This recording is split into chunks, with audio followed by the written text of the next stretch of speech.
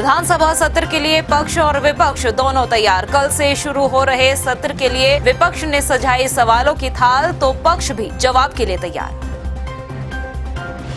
Budget सत्र से पहले सीएम धामी ने विधायक पद की ली शपथ। उत्तराखंड को सर्वश्रेष्ठ राज्य बनाने का दोहराया संकल्प। कॉमन सिविल कोड को लेकर कहा, जल्द लागू करेंगे कानून। ईडी दफ्तर में राहुल की पेशी पर उत्तराखंड में कांग्रेस का प्रदर्शन। भाजपा के खिलाफ लगाए नारे। करण महारा बोले, संविधान का गलत इस्तेमाल कर रही भाजपा। और उत्तराखंड में ट्रांसफर एक्ट के तहत जल्द होंगे शिक्षकों के तबादले। दुर्गम में सेवा देने वाले टीचर्स को मिलेगी राहत, तो मैदानी इलाकों के शिक्षक भी चढ़ेंगे पहाड़। हेडलाइंस के बाद बुलेटिन में खबरें विस्तार से। केंद्रीय रक्षा मंत्री राजनाथ सिंह ने लाल बहादुर शास्त्री अकादमी में आयोजित joint civil military training program में शिरकत की। इस मौके पर राजनाथ सिंह ने देश के अलग अलग क्षेत्रों से आए सभी ट्रेनी अधिकारियों को संबोधित किया। रक्षा मंत्री के दौरे को लेकर सुरक्षा के पुख्ता बंदोबस्त रहे। प्रोग्राम में शामिल होने के बाद उन्होंने सेंट जॉर्ज कॉलेज में बीजेपी कार्यकर्ताओं से भी मुलाकात की। केंद्रीय रक्षा मंत्री राजनाथ सिंह ने कहा कि अब दुनिया में ये मान लिया गया है कि अब भारत देश कमजोर नहीं रहा, बल्कि मजबूत स्थिति में है और लोगों की जिंदगी में भी पहले के मुकाबले काफी सुधार हुआ है। 28वां जॉइंट सिविल मिलिट्री ट्रेनिंग कार्यक्रम के उद्घाटन में माननीय राजनाथ सिंह जी पधारे हुए थे और जितने प्रशिक्षु हमारे ट्रेनीज हैं, बड़े सीनियर ऑफिसर हैं, आर्मी, नेवी, एयरफोर्स के, आईएएस के, आईपीएस के, इन सभी को मार्गदर्शन ये दिए कि हम सभी जो है देश की रक्षा के लिए, देश के सबल करने के लिए जॉइंटनेस के एक भावना के साथ काम करना चाहिए। और आजकल जो हमारे देश के सामने जो चुनौती है, ये मात्र मिलिट्री टाइप का चुनौती नहीं है, परंतु अलग अलग तरीके का टेक्नोलॉजिकल चुनौती है, इंटरनल सिक्योरिटी का चुनौती है। सारे क्षेत्र में हम एकजुट होकर के काम करना चाहिए।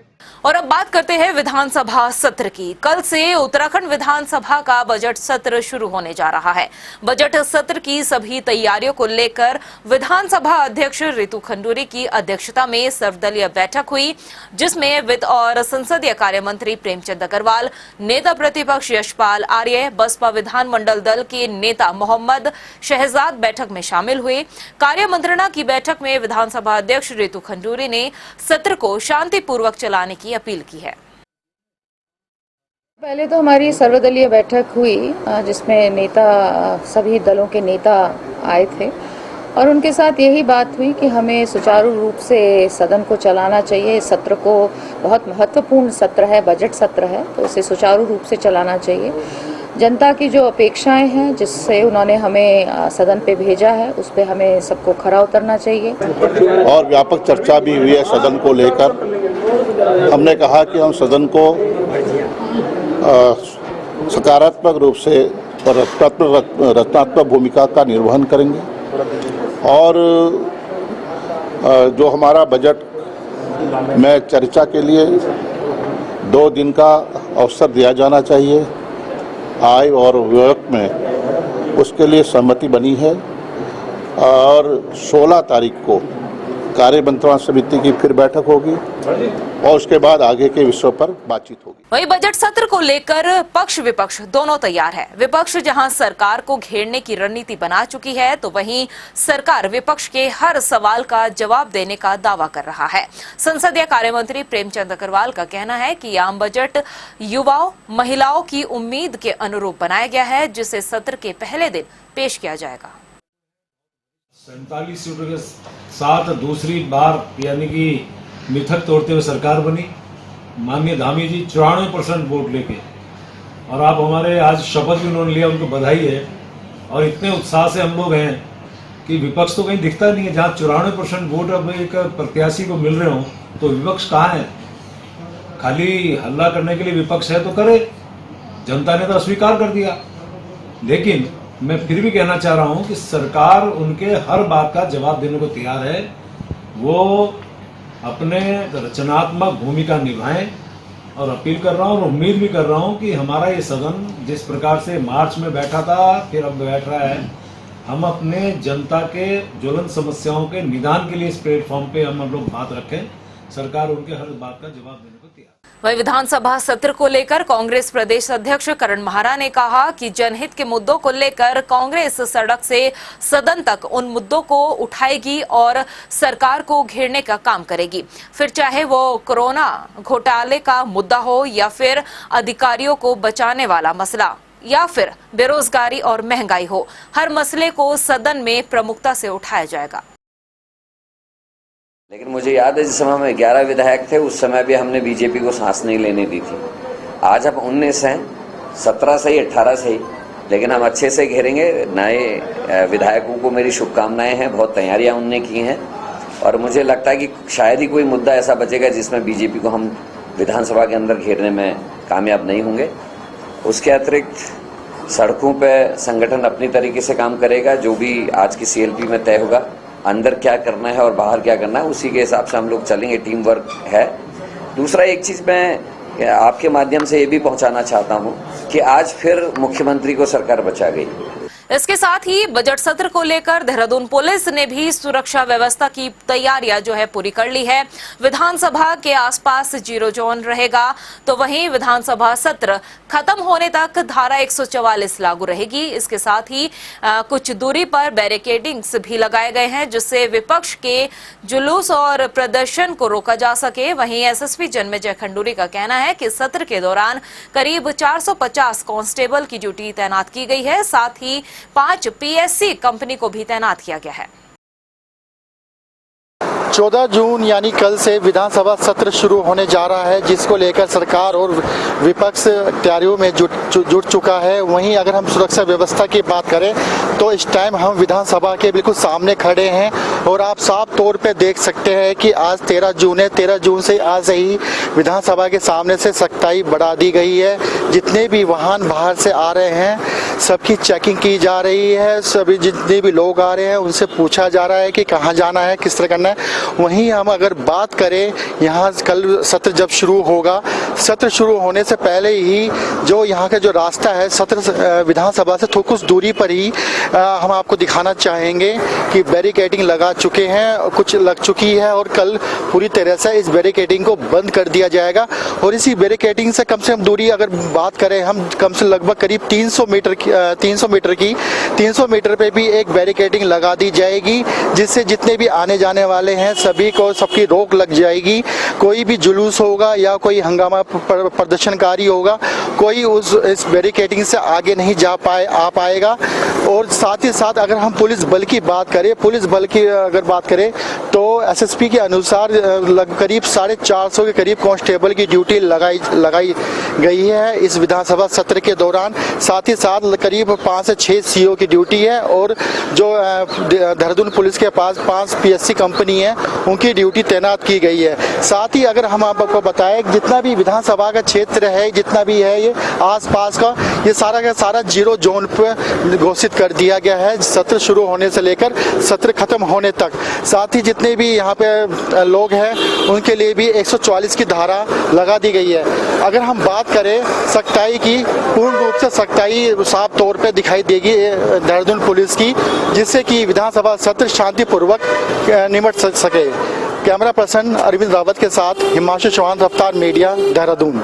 मुख्यमंत्री पुष्कर सिंह धामी ने सोमवार को विधानसभा में विधायकी की शपथ ग्रहण की है। विधानसभा अध्यक्ष रितु खंडूरी ने उन्हें पद और गोपनीयता की शपथ दिलाई। शपथ लेने के बाद CM धामी ने चंपावत में मिली ऐतिहासिक जीत के लिए जनता का आभार जताया और कहा कि उत्तराखंड को सर्वश्रेष्ठ राज्य बनाया जाएगा। एक देश एक कानून को लेकर मुख्यमंत्री पुष्कर सिंह धामी ने कहा कि इसके लिए सरकार ने कमेटी का गठन किया है। कमेटी ड्राफ्ट तैयार करेगी और सरकार उसे लागू करेगी। CM ने कहा कि कॉमन सिविल कोड लागू होने से न्यायालयों में चल रहे वाद विवाद 20% कम हो जाएंगे।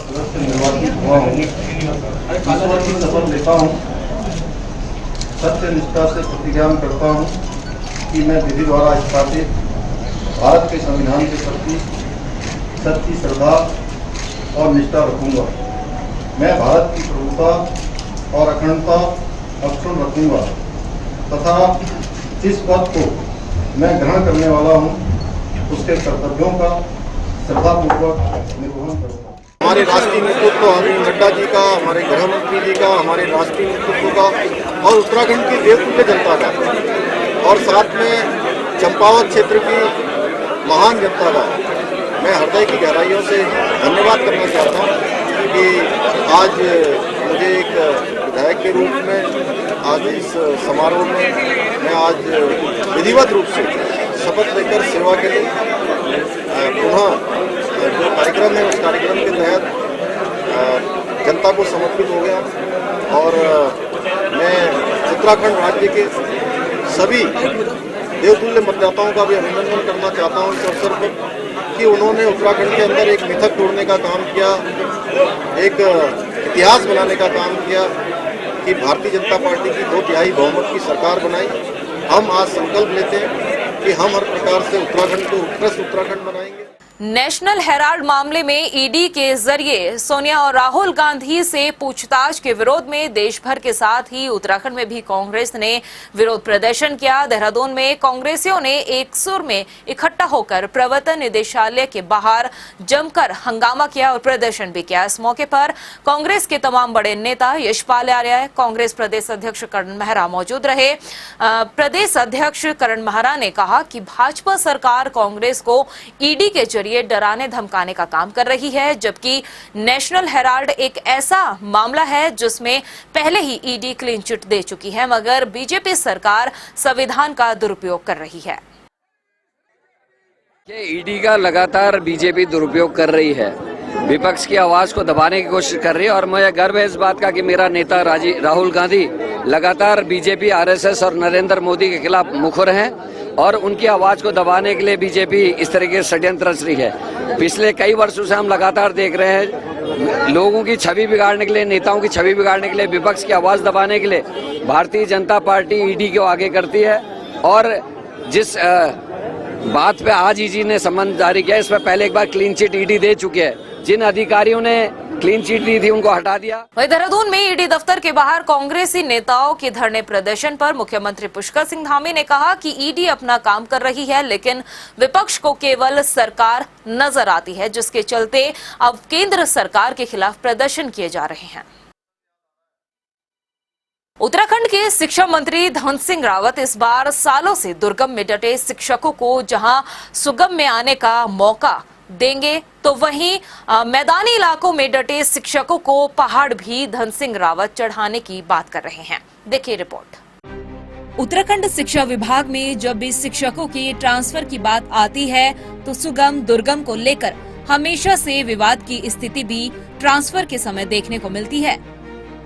लेकिन इस बार शिक्षा मंत्री डॉक्टर धन सिंह रावत का कहना है कि ट्रांसफर एक्ट के तहत दुर्गम में 12 या 15 साल से एक ही जगह अपनी सेवाएं देने वाले शिक्षकों को मैदान में आने का मौका दिया जाएगा। तो वहीं जिन शिक्षकों को 20 साल मैदान में सेवाएं देते हुए हो चुके हैं, अब उन्हें पर्वतीय क्षेत्रों में सेवाओं के लिए भेजा जाएगा। इस बार ट्रांसफर नीति में हम लोग ऐसे टीचरों को पहाड़ से नीचे ला रहे हैं जो कि 15-15 साल से लेके 20-20 साल से एक जगह में जमे हैं, और कई टीचर ऐसे हैं कि जो कि तराई में 20-20 साल से हैं।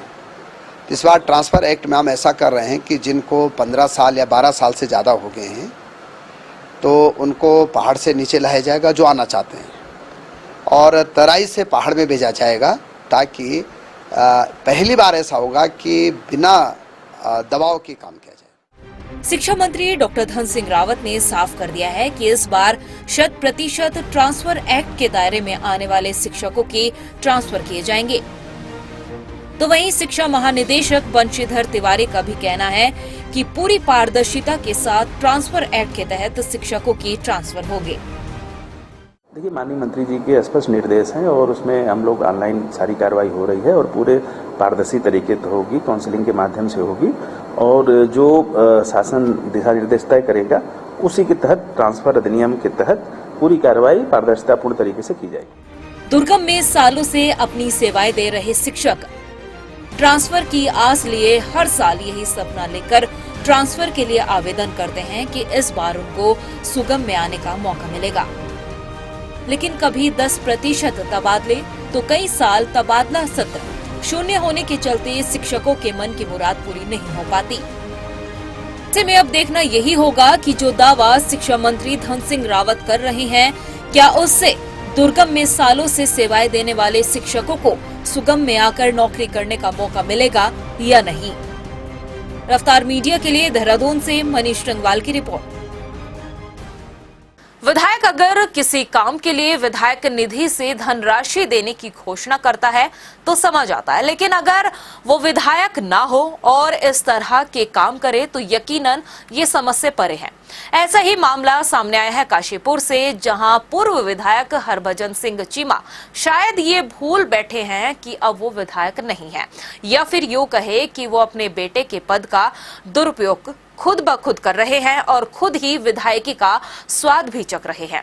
आप सोच रहे होंगे कि हम ये क्यों कह रहे हैं, लेकिन जब आप हमारी ये स्पेशल रिपोर्ट देखेंगे तो खुद ब खुद पूरी कहानी आपको समझ आ जाएगी। पूर्व विधायक के सिर पर चढ़ी खुमारी, विधायक न होते हुए भी जारी कर दिया निधि का पैसा। सीसीटीवी के लिए 5 लाख की राशि की घोषणा।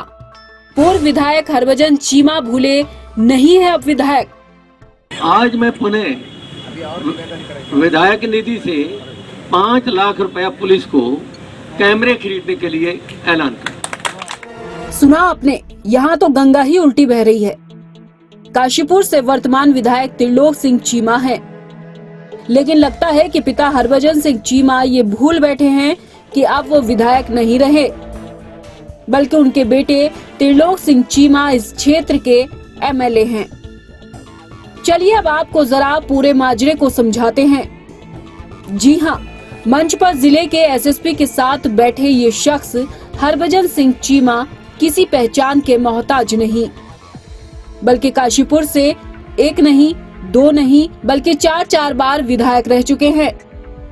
लेकिन लगता है कि विधायक की खुमारी इनके सिर से उतरी नहीं है।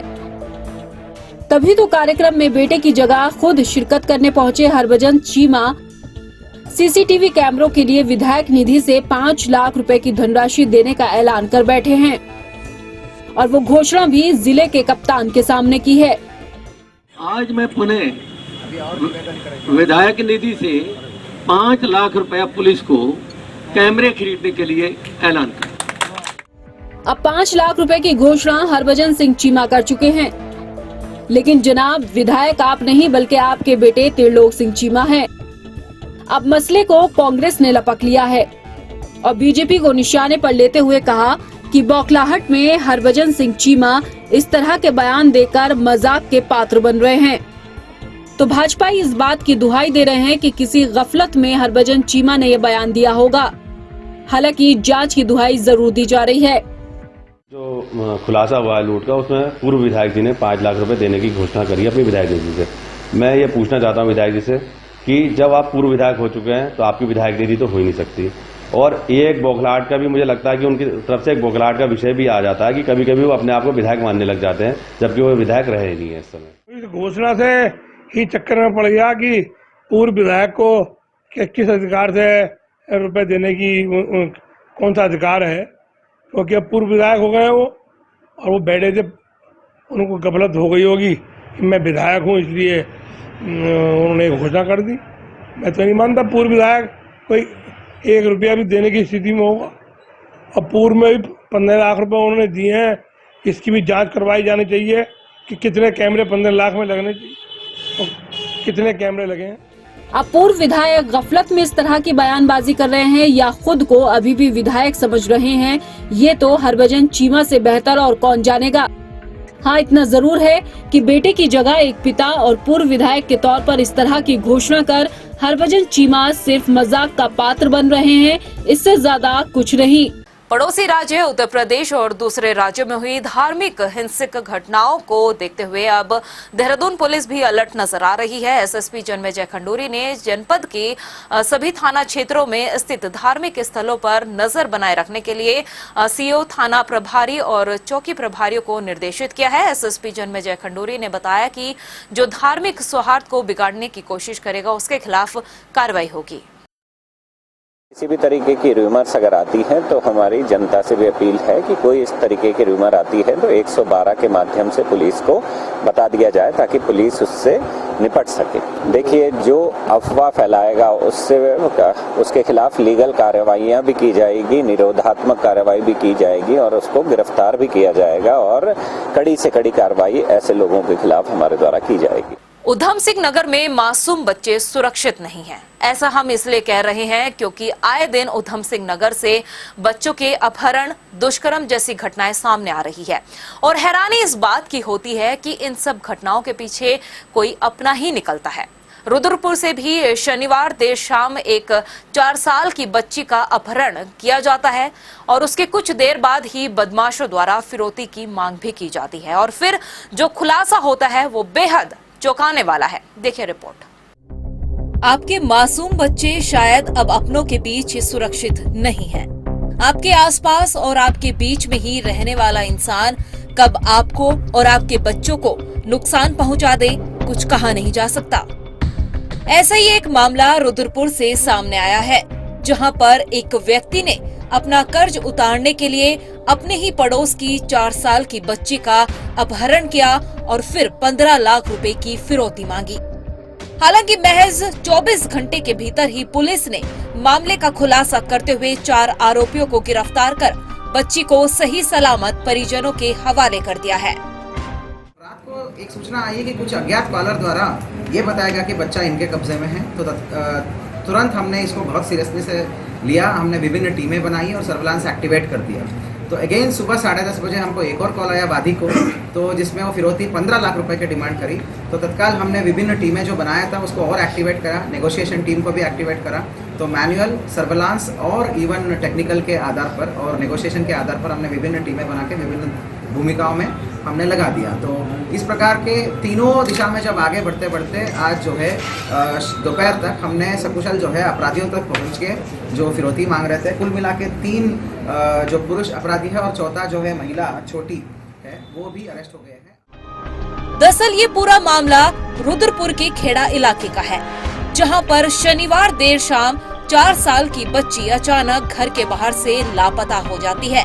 फिर परिवार वाले अपने मासूम बच्ची को ढूंढने के लिए निकलते हैं, लेकिन जब देर रात तक कुछ पता नहीं चला तो फिर बेहताश माता पिता पुलिस से मदद की गुहार लगाते हैं। एक तरफ पुलिस बच्ची की खोजबीन में जुट जाती है, तो दूसरी तरफ उसी रात 10 बजे बच्ची के पिता के मोबाइल पर एक अज्ञात नंबर से कॉल आती है। कॉल करने वाला कहता है कि रविवार सुबह 11 बजे तक आपकी बेटी घर पहुंच जाएगी, लेकिन बेटी को सही सलामत घर भेजने के लिए 15 लाख रुपए की फिरौती मांगी गई, जिसके बाद बच्ची के परिजनों के होश उड़ जाते हैं। इधर फिरौती की कॉल आने के बाद पुलिस और एसओजी की टीम बच्ची की तलाश में अलग अलग क्षेत्रों में दबिश देने के लिए निकल गई, जिसके बाद सीसीटीवी कैमरा और सर्विलांस की मदद से पुलिस ने चंद घंटों में ही घटना का खुलासा करते हुए 4 आरोपियों को गिरफ्तार किया और बच्ची को सही सलामत परिजनों को सौंपा। आरोपियों से पूछताछ में पता चला कि शनिवार शाम को बच्ची घर के सामने किराने की दुकान पर सामान लेने गई थी और इसी बीच वहां बैठे पड़ोसी आरोपी ने अपने 2 साथियों के साथ मिलकर घटना को अंजाम दिया। आरोपी ने 15 लाख रुपए का कर्ज चुकाने के लिए इस घटना को अंजाम दिया था, लेकिन कहते हैं कानून के हाथ लंबे होते हैं। आरोपियों के मंसूबों पर पानी फिर गया। रफ्तार मीडिया के लिए रुद्रपुर से गौतम सरकार के साथ ब्यूरो रिपोर्ट। प्रदेश की खबरों में इतना ही, फिर हाजिर होंगे कुछ खास खबरों के साथ। तब तक के लिए मुझे दे इजाजत। जाने से पहले एक नजर हेडलाइंस पर। विधानसभा सत्र के लिए पक्ष और विपक्ष दोनों तैयार। कल से शुरू हो रहे सत्र के लिए विपक्ष ने सजाई सवालों की थाल, तो पक्ष भी जवाब के लिए तैयार। बजट सत्र से पहले सीएम धामी ने विधायक पद की ली शपथ। उत्तराखंड को सर्वश्रेष्ठ राज्य बनाने का दोहराया संकल्प। कॉमन सिविल कोड को लेकर कहा, जल्द लागू करेंगे कानून। ईडी दफ्तर में राहुल की पेशी पर उत्तराखंड में कांग्रेस का प्रदर्शन। भाजपा के खिलाफ लगाए नारे। करण महारा बोले, संविधान का गलत इस्तेमाल कर रही भाजपा। और उत्तराखंड में ट्रांसफर एक्ट के तहत जल्द होंगे शिक्षकों के तबादले। दुर्गम में सेवा देने वाले टीचर्स को मिलेगी राहत, तो मैदानी इलाकों के शिक्षक भी चढ़ेंगे पहाड़।